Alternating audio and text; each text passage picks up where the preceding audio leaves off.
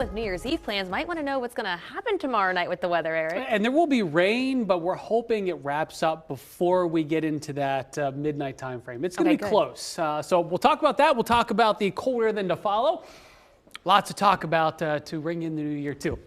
Chambersburg, Gettysburg, Newville, and Hanover.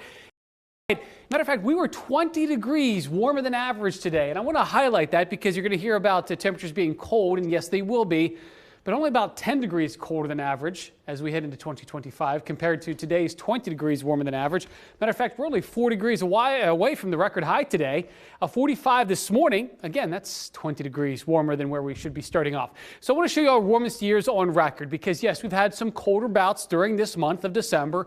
But when you average it all the way from January all the way to what? To December 29th. We still have to factor in today and tomorrow.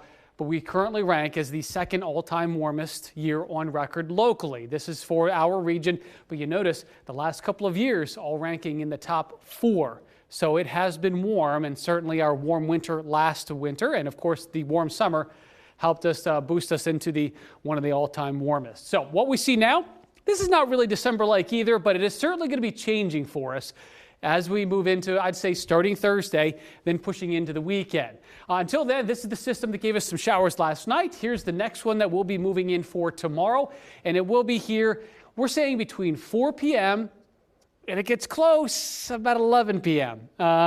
So we're hoping that it's still any outdoors, we ring in the new year, any of those drops in the area can still go, and it's not going to be a steady rain. That's the good news, too.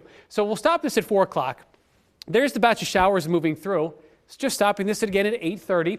And then as we head into about midnight or shortly after, notice it's pretty much lifting out of the area. So that's why we're saying 4 to 11. We're going to keep our fingers crossed that we can keep then ringing in the new year dry. Then for Wednesday, mostly cloudy, a little bit breezy. That's when we establish the onset of that cold air. So we go from 50s tomorrow.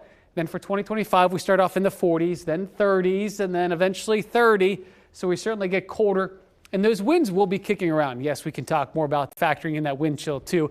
And as we head into next week, I know not really many of us thinking about next week yet.